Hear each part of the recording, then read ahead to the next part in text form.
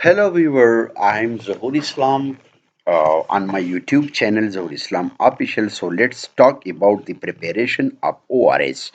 So this is very simple and easy. First of all, you will have to dissolve the content of one sachet of ORS in 600 ml. Mean approximately the volume of one clean large beer bottles or two small Fanta bottles of clean water. So the child or adult should drink as much of it as he or she wants. If the child vomits, then the mother should wait about 10 minutes and give it again.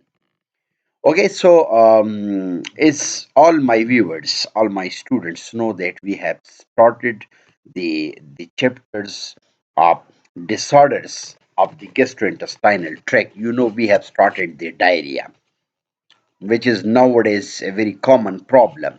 So, severe diarrhea may be complicated by marked fluid loss accompanied by loss of potassium, that is called hypokalemia, or on the other hand, the impaired renal function leading to acidosis, mean and elevated the blood potassium level, that is called hyperkalemia. When the patient is passing adequate, sufficient amount of urine, probably indicating the good renal function, or they start the potassium containing foods such as coconut water and fresh fruits.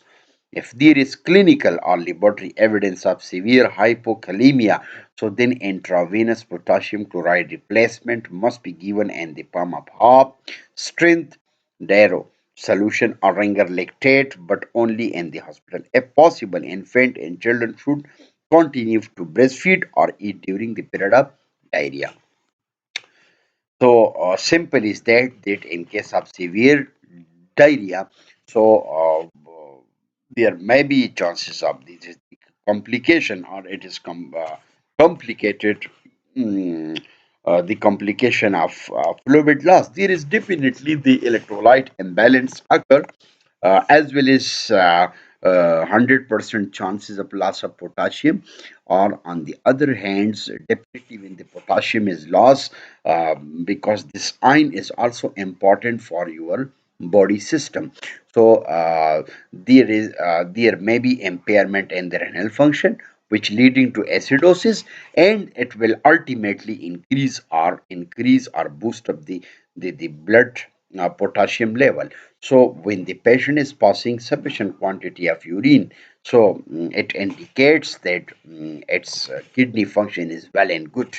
So when it we can start the potassium containing foods such as coconut water and fresh fruits.